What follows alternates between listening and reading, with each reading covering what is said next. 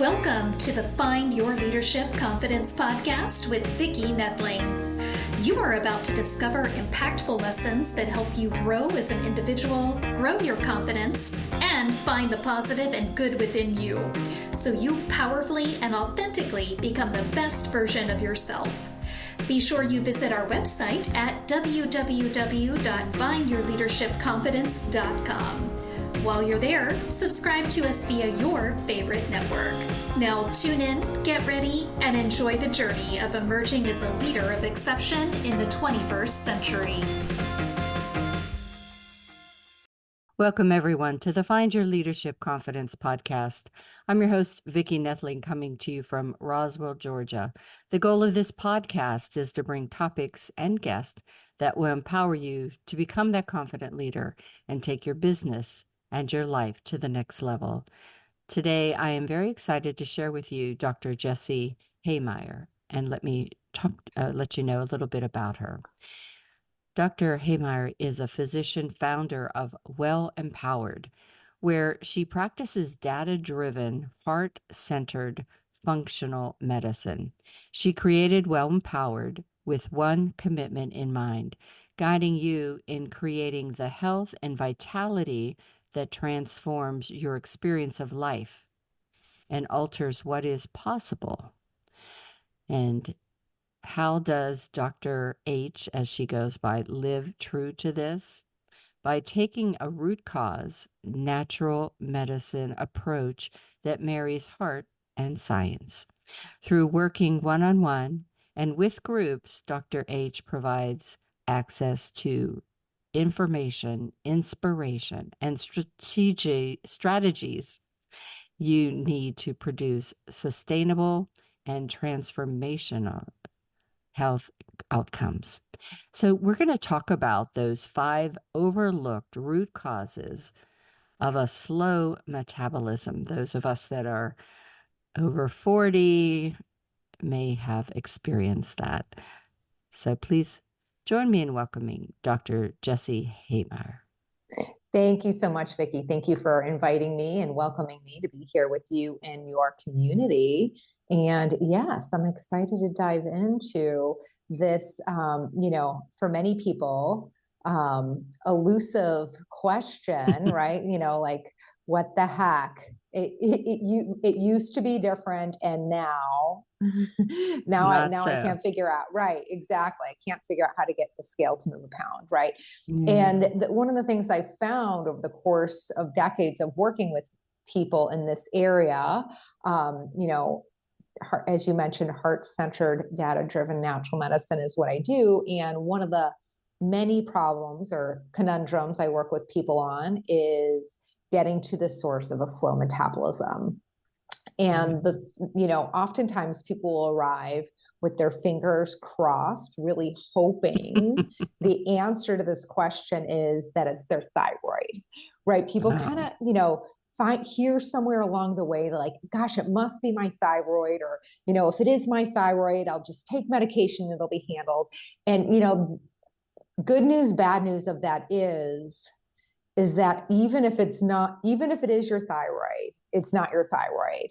Mm-hmm. In other words, even if your thyroid does need some support, I've not yet met anyone who that just handled their slow metabolism. Yeah. So, listeners, yes, absolutely. If you are someone who feels like your metabolism is slow as a snail, you definitely want your thyroids thoroughly assessed and you want to support it if it does need support. But these 5 reasons, the most commonly overlooked reasons that, people have a slow metabolism, actually, you won't hear any mention of your thyroid in that. So I want to just say that out of the gate. Well, we start out with 2 easy questions before we get into really the heart of the matter here. And the first is just share with everyone, where do you live? Where do you call home right now? Oh, yeah. Well, love that you asked that. Well, we call Switzerland home right now. We live in Lucerne, Switzerland. We've lived in Switzerland for about 3 years. And it's been a great adventure. I call it working remotely. And where were you from before? Originally from Chicago. Oh, awesome. Mhm. So that kind of leads us to let's share a little bit of your backstory. We told about what you're doing today with the whole new adventure that you're on, but there's often different paths, and it sounds interesting. What would have got you to Switzerland? What made you want to start your business to be the well-empowered business and address this issue also of overcoming our slow metabolism. So share a little bit about your backstory. Yeah, well, I like to say, Vicki, that straight lines are boring, right? And I'm sure a lot of you can Yes, relate I to say that, that. right? But so for me, it really, the work that I do really grew out of my own personal struggles. And I'm sure that's true for a lot of us, right? Mhm. So I grew up dancing, which I loved, and I still do love to this day. But as those of you who are fellow dancers might hear in that is a little bit of struggle with body and body image, right, along the way. So, I went back and forth with my weight. I call it riding the weight loss roller coaster until I was in my mid 20s. And at that point, it had been, at least a decade longer. And I really got committed that I handled this area of my life because I saw that for me, the weight loss roller coaster was interfering with my capacity to be fully present with the joy and wonder and love of my in my life, which I have an Mhm. abundance of. I'm grateful for. And it was also interfering with my capacity to fully contribute. And when I came to see that area of my life through that lens, I got determined to figure out a whole new way ahead. And for me, that path was a combination of scientific learnings married with self compassion and curiosity, and ultimately what I call a mastering of my middle ground, Mhm. as opposed to what I'd been living in for over a decade was the broken, inherited all or nothing approach, right? All or nothing being overindulgence or deprivation. Those were the two options that Yeah. I'd been dancing between, so pun intended, for over a decade, right? And so at that moment, it wasn't just one moment, it was multiple moments around the same time. I really got that approach wasn't working. Yeah. And, as I began to solve my own challenges and come up with my own path forward, I really got committed that I be able to provide this for others. And in many sense, part of my journey was I made an ask and a promise with the divine. Right, my ask was, please guide me in this journey, and I Mhm. promise I'll make my life about guiding others in theirs. And so that led me to go back and get multiple graduate degrees because I really saw that, you know, me being able to guide someone else meant that I needed to be able to understand their body and not just say, hey, this worked for me, it will work for you, because that's definitely not true.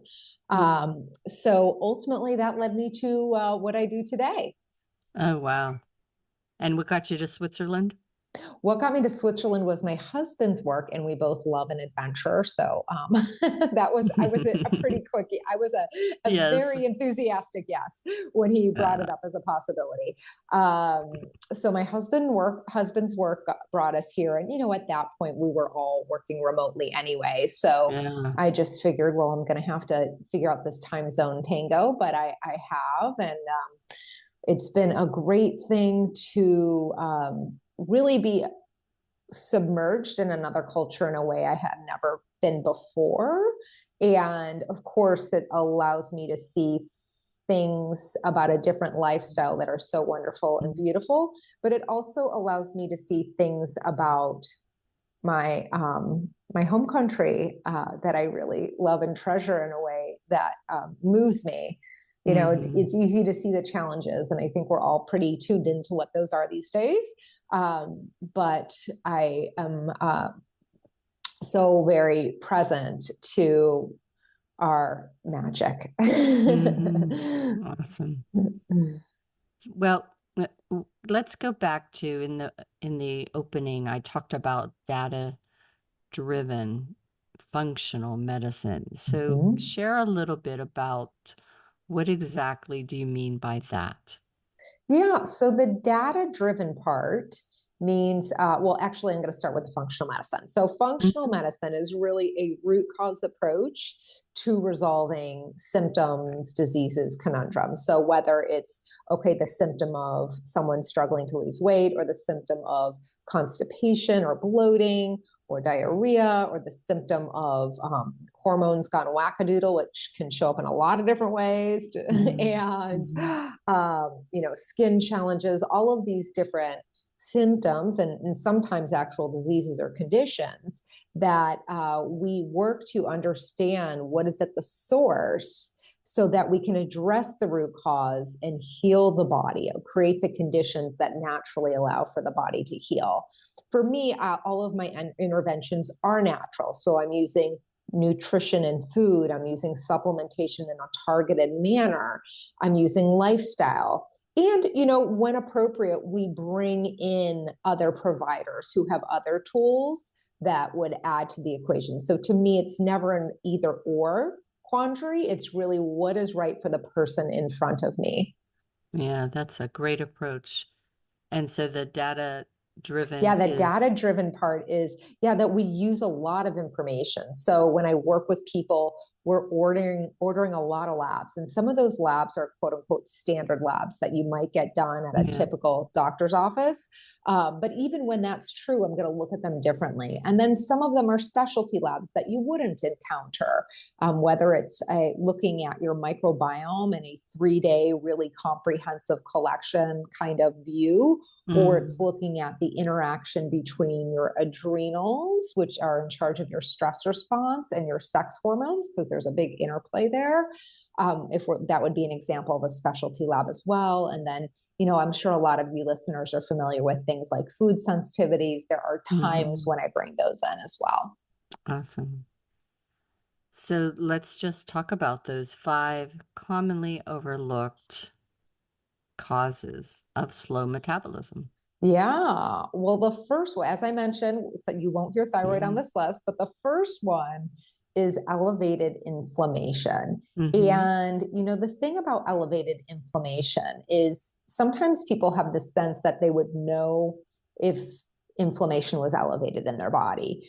And sometimes people do. Sometimes we'll hop on in a virtual appointment and someone will say, yeah, I feel really inflamed. And I'll ask how that shows up for them. And they'll say, oh, my joints are achy, or my skin's red, or I feel bloated. And it's true, those may be symptoms of inflammation, but more often than not, Vicki, what happens is that there is chronically elevated inflammation and people don't have any known symptoms. In other words, there Mm. might be symptoms, right? The scale's not moving. I would call that a symptom, but they don't know it, right? So Yeah. this inflammation feels like a silent thing for that. But the thing is with inflammation is it's a knowable phenomenon. We don't have to guess. We can actually test inflammatory markers. And that is something I do with anyone who I work with who's dealing with, weight struggles. So this would be an example of a piece of data we would gather. So there are a lot of different ways we can look at inflammation. But 2 I will offer to your listeners to kind of put on their health dashboard. One is called HSCRP. HSCRP, for those of Mhm. you who like to know what acronyms stand for, that stands for high sensitivity C reactive protein. And where we want to see that is under 1.5. Now, it should be elevated if you are sick or injured. So I just say that in the sense of, if someone goes in and they realize that they had HSCRP measured and they were sick, well, it would be appropriate for it to be elevated then, because it's part of the body's healing process is inflammation. But in an otherwise healthy state, we would not expect inflammation to be elevated. So that's a great point of leverage, because when it is elevated, it's going to push your body into metabolic conservation, also known as Right. fat storage mode. And another number that I look at with some frequency is called homocysteine. Homocysteine is another measurement of inflammation in a different manner. And I like to see that fall between 6 and 8. So what do you mean by mastering the middle ground? I actually, I understand it because I think have lived it a lot of my life. But go Yeah. Well, ahead. we can go into that. Do you want me to go through the other Oh, the causes other of slow five? Oh, metabolism? yes, yes. Yeah. Okay. Yeah, but I love where you're taking us. Yeah. So the other four causes of a slow metabolism, one is suboptimal insulin sensitivity. Oh, So okay. insulin, when is another number we can get via labs. And the thing about this is that suboptimal insulin sensitivity means that your fasting insulin will be higher than we want it to be because your body's not getting the message as well. So your body ends up producing more insulin because it's not sensitive to the message of insulin. Now, labs will typically call insulin normal, fasting insulin normal at 18, 20, even 22, but I want to see your fasting insulin at 7 or less. So when fasting insulin is creeping up above 7, that is going to be contributing to the challenges you're experiencing with losing weight. Number 3 is in nutrient insufficiencies and deficiencies. So nutrient insufficiencies and sufficiencies, these are things like B12, folate, omega-3 fatty acids, vitamin D. All of these are examples of nutrients. Zinc, I would also put in that. When they're not in our optimal ranges in their own unique ways, they're going to interfere with our metabolism. Number 4 is what I like to call detox pathways gunked up. So you can kind of imagine like a gear that's just like real gritty and can't, really move easily. That's like the gunked up detox pathways. And when that happens, it's going to impact our hormones because our hormones actually get processed through those detox pathways as well. When we hear the word detox, we think of toxins. And when we think of toxins, we often think of heavy metals and microplastics. And those, it's true, those are all examples of toxins. But while our hormones, the ones we produce or ones we're taking through hormone replacement therapy or birth control, while those are not quote unquote toxins like we think of it, they are in fact processed through those same detox pathways. So when our detox pathways are either overloaded, too much toxins going in, or they're lacking some of the nutrients to run smoothly, or your body's not eliminating toxins as well as we'd like it to. All of these are different reasons, and usually it's a combination where someone might have those detox pathways gunked up at the source of their slow metabolism. And then the last one I'll point to today is, stress, which is, oftentimes people will say like, yeah, duh, stress, right? Yeah, gain weight when you're stressed, but I mean it in a slightly different way. So yes, it's true, psychological stress is a real thing that leads to weight gain. It increases our production of cortisol, and increased production of cortisol is going to lead to storing fat. But also, we can have stressors going on in our body in a biological level that don't lead us feeling stressed. So we don't feel stressed, but there is stress on our body.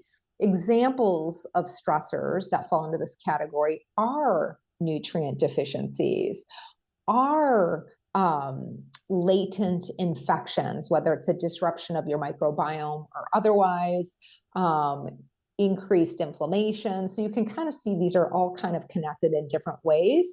But the point of this is all of these increased stressors push our body to produce more cortisol. And when we're producing more cortisol, our metabolism is going to slow down. All right. So before we get into the next question, I have some questions regarding the answers. Yes. So when you talked about suboptimal sensitivity, and the number 7 or less fasting insulin, for those people that when they do their normal core blood test, they come back with you're pre-diabetic. Would that be true for someone maybe that is at the suboptimal sensitivity piece? Yes, suboptimal insulin sensitivity. Yeah. So oftentimes when people are pre-diabetic, they haven't had their insulin tested. So I would still encourage that. But yes, if someone is pre-diabetic, it's kind of like if A, then B, if pre-diabetic, then insulin sensitivity is compromised. So yes. And then whenever you talked about the detox pathways, Yeah. and then also it impacts the hormones. So obviously, someone like me, I'm 66, did not do hormone therapy at all. And so now, how does age impact that number for someone, in their 50s, 60s, have gone through the change? And when you say that number, what number? I'm sorry. That the ability to be able to detox your pathways. Do you need to drink more water? How do we? Yes. So detox pathways do tend to need more TLC over time. Right. And you might relate to this, for you listeners, if you think about what it was for you to drink a couple of glasses of wine when you were 20 versus now, it's probably a little different, assuming you're over 40, right? So that is a real live example of what it is to have detoxification pathways that have been around for a few decades, right? They have a little wear and tear. So yes, they will need more TLC. Now, there are a lot of different ways we can kind of assess the health of detox pathways. One is we can look at toxins, right? We can look at how much is going through. Two is we can look at the nutrients that are required to run the machinery of detoxification. Do you have enough of those or not? And three is, we can look at, you mentioned water as an example of like, should we drink more water? That's what I think of like kicking the toxins out, right? Because how we get toxins out of our body primarily is through our urine and our bowel movements. Right. So with that in mind, if you're constipated, you have more toxins in your body, right? There's a great saying, I didn't come up with it, but a great saying that's we're not just what we eat, we're what we don't excrete, right? So if we're not having daily healthy bowel movements, we are going to be reabsorbing toxins. Very good. All right. So then the next question, as I mentioned earlier, is what do you mean by mastering your middle ground? Yeah. So I in the context of mastering your middle ground, I think it's helpful to look at where we came from, and where we came from, or where we're coming from as a collective, is an inherited paradigm of all or nothing. And that all or nothing paradigm is overindulgence or deprivation. And you can kind of see right now when we're talking, we're coming into the holiday season where it's very normal, commonplace, widely accepted to overindulge. And this is not a commentary about what you should or shouldn't do. I'm just saying holiday seasons typically come with an invitation and encouragement to eat a lot and drink a lot, right? And then what happens on January 2nd, let's call it, is something like the Whole30, where people swear off everything that has no nutritional value and exercise their tootsies off and, say no to alcohol and all these things. And then on day 31, have a pizza and a bottle of wine, right? That's just kind of like live example of that overindulgence deprivation dance. And so this mastering of one's middle ground is starting to get really curious about, how do I live in this not too tight, not too loose world, in particular as it pertains to food and beverages. To me, that all or nothing paradigm is born of self-aggression. And I say that because I've never yet encountered anyone who felt really good about themselves when they overindulged or in a state of deprivation. Both of those are typically experienced as self-aggression. But when people get curious about, okay, if I'm going to move from self-love and start to look at what's that not too tight, not too loose middle ground, things really begin to shift, right? People begin to relate to their body and their health and food and the choices they're making in a whole different way. And it's really it's beautiful to see what opens up out of that. Very true. For me, until I was 40, I I my weight was great in terms of actually was a little bit under, but I ate 8 times a day, just like I ate to be okay. I've had enough, and then I finished that. But I used to joke with my husband that I can't bake cakes or cupcakes or anything and leave them in the house because I can have a cake and have to throw it away, whereas my husband sees a cake and has to eat it in 2 days, type of thing. And I think that goes to what you're saying is it's like I have to eat everything. I have to eat everything on my plate. We taught our kids that all our lives. and Yeah. and yet you don't. Your body just needs what your body needs, right? Yeah. And to me, I hear so much like morality mixed in with that. It's like, oh, eating the cake is bad. And so people will say, I'm going to do this bad thing, but I'm not going to do this bad thing tomorrow. So I'm just going to do it all right now. I'm just going to eat the whole cake because tomorrow I'm not going to eat. I'm never eating cake again after this cake. This is the last cake I'm going to eat. Right. And it Krispy becomes, Kreme. yeah.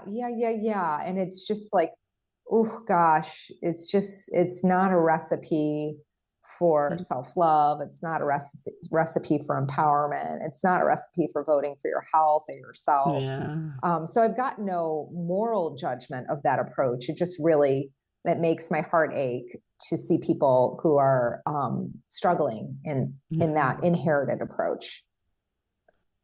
So what are a few coolest outcomes your patients have produced over the years?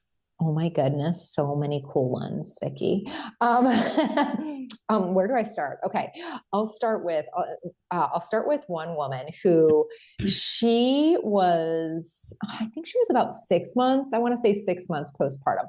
So she had just finished breastfeeding and with her second, and she was tired beyond words. And like just not tired in a I've just had a baby kind of way, like really a different level of tired than she'd ever experienced before. When she came to me, her liver enzymes were elevated, and she'd gone and done the appropriate follow-up to ensure there was no underlying disease. There was not. So that was great. That gave us the green light to go ahead. So really, she came to me looking for a solution to the severe fatigue she was dealing with and a little bit of weight loss. She had 15, 20 pounds she wanted to shed. And so we got to work, and a few things happened. One is, yes, first her energy started to shift gradually and then faster and faster and faster. Then her liver enzymes continued to come down. Then her weight continued to come down. And then one thing I didn't mention was she was on anti-anxiety medication when she came to see me. And that wasn't even part of the conversation, right? They were working. I knew she was on them, but they were working for her. It was not her intention to go off of them. And it wasn't my intention to have her go off of them.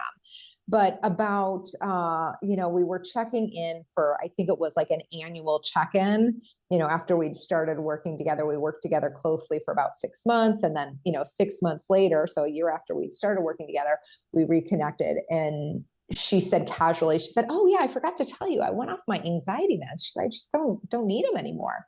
It's like, isn't that cool? Isn't that so cool? We handled, for her, in addition to the elevated liver enzymes, she had elevated inflammation, that HSCRP we mentioned. She also had a variety of nutrient deficiencies. And really, when we just handled it all, her body was able to self-regulate, right? She was able to produce neurotransmitters in a way that had her feel more calm. She was able to, step on the rest and digest parasympathetic response more easily than the sympathetic fight or flight response. So a lot of things shifted there. So that's one that I just love because it's so many different things at once. Another one that I love that, some of your listeners may be beyond this point, but I still love this one. It's a gal who I work with who is now in her mid 40s, who came to see me about 6 years ago or so, 7 maybe at this point.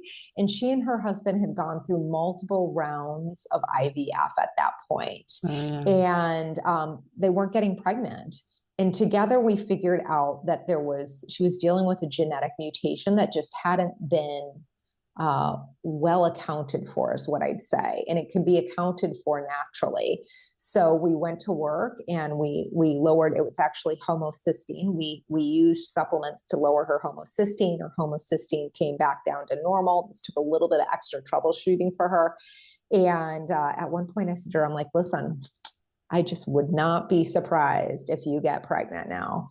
Long story short, she now has 2 kiddos. So 2 healthy, wonderful kiddos. So it's, these are some of the, oh my goodness, things. And then, the number of people who I'm thinking of, another woman who, in the last 6 months or so through our work, she's completely transformed her cholesterol. Looks totally different, has done it all naturally. She's lost about 25 pounds. And most importantly, she feels so proud of herself. She feels great. She looks great. And, she's walking about the world feeling empowered. So to me, that's really the juiciness. Yeah, for sure. So there's currently advertising out here for, you don't have to go to a doctor, that they have these over the counter, but they talk about Ozempic. And so I just don't like to do any kind of drugs, especially for weight loss. Is there a natural way that you can have a natural Ozempic, if you will? Yeah. And the answer, yes, is the simple answer. And, to look at what would natural Ozempic look like, it would actually look like a few different things used together, because some of the primary ways these GLP-1 agonists work are by slowing emptying from your stomach. So they keep food in your stomach for longer. And why that's helpful is when your stomach is stretched, the longer it's stretched, the more the nerves that sense that stretch, there are nerves that feel the stretch that communicate to the brain that you've been fed. So it slows emptying of food from your stomach. That's one of the ways it works. 2 is it cues satiety hormones, both in the way I just mentioned, also in other ways. 3 is it decreases hunger hormones. And 4 is it stabilizes your blood sugar. Now, for each of these, slowing food, emptying from your stomach, increasing satiety, decreasing hunger, stabilizing your blood sugar, there are different things that we can do. But for example, with slowing food, the emptying of food from our stomach, we could start with using fiber. So really just being mindful of our fiber content that is naturally going to slow the emptying of food from our stomach. So that's a great natural win. With increasing satiety, fiber is a great tool for that as well. So fiber will naturally increase our satiety. Collagen has been shown to increase satiety. Sufficient sleep has been shown to increase satiety. So we have like all these great natural tools. And then, decreasing hunger, again, we see fiber again. So it's just like, if you're only going to pick one, it's like, so far, it's like fiber checks the first 3 boxes, right? Omega-3 fatty acids. So that's going to be found in things like seafood and omega-3 rich fish, and to a different extent in things like chia and flax seeds. Vitamin D also helps decrease hunger, as does sufficient sleep. So another winner there. And then in the way of stabilizing our blood sugar, we have supplements like berberine that can be really helpful in stabilizing blood sugar, magnesium, chromium, probiotics, movement. So we have so many different things we can do to stabilize our blood sugar. So, in a nutshell, if you were just going to pick 2 things, I'd say, okay, how about sleep and fiber? That would be a great place to start. Yeah, for sure. So we're kind of rushing through time here, but what is the difference between a vital sign and a vitality sign, and why should we care about that? Yeah, so a vital sign, these are measurements like our heart rate and our blood pressure and our temperature. And these vital signs tell us if you're in imminent danger, right? Like, do we need to be concerned about your health in the immediate future? And so vital signs are very important. But I always encourage people to start to expand and, yes, of course, we want your vital signs to be in optimal ranges, but let's look at your vitality signs. And vitality signs really tell us about your capacity to fully thrive, right? These are things like your libido. These are things like your skin and your hair and your nails. All of these things in a biological sense are niceties. In other words, we don't need them, quote unquote, to stay alive, but really they are the juiciness of life, right? So if anything's compromised in any of those areas, it's appropriate to consider it a sign that there might be something else going on and get curious about what in your body could use a little bit more support or healing. Fantastic. So, what is your ideal client? Who should come and see you? Yeah, my ideal client is really someone who is a learner and eager to crack their health code, right? Ready to do the work, ready to learn, ready to partner in a whole new journey. And this can be anyone from their 20s to their 60s and 70s and beyond. If you're a learner, if you're ready to crack your health code, if you're ready to do the work, it would be a pleasure to explore working together. Fantastic.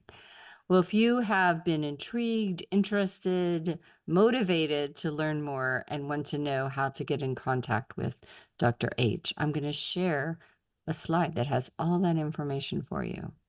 And if you're just listening, that you can go ahead and go to my Vicki Noethling YouTube channel to be able to get this slide, as well as go to my Find Your Leadership Confidence show notes. The website is wellempowered.com.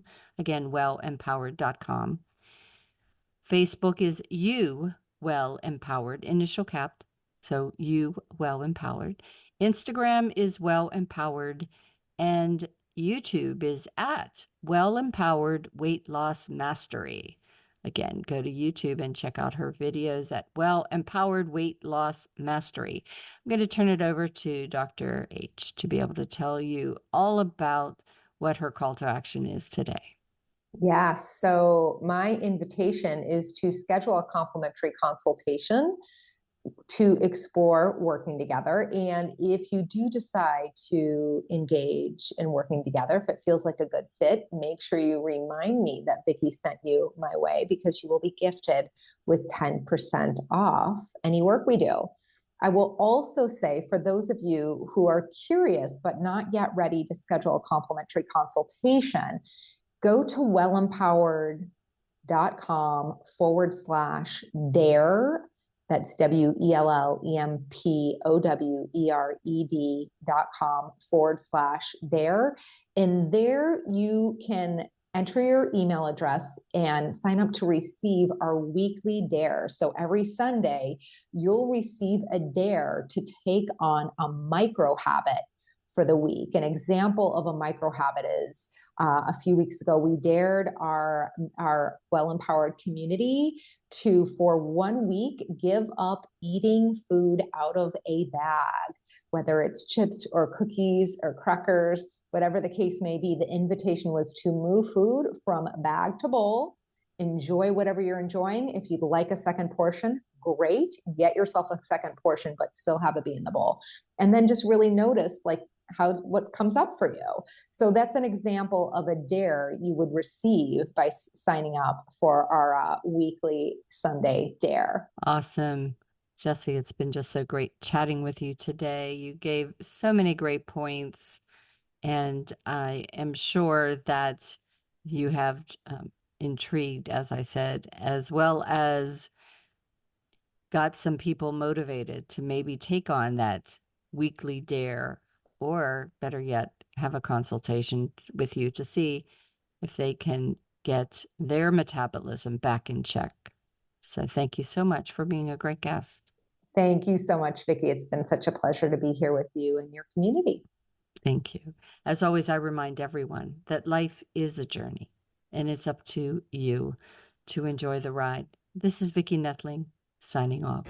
Thank you for tuning into the Find Your Leadership Confidence podcast with Vicki Noethling, where we share impactful lessons that help you grow as an individual, grow your confidence, and find the positive and good within you so you powerfully and authentically become the best version of yourself.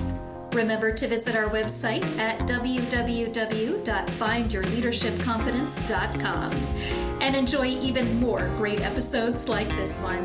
Again, while you're here, subscribe to us via your favorite network.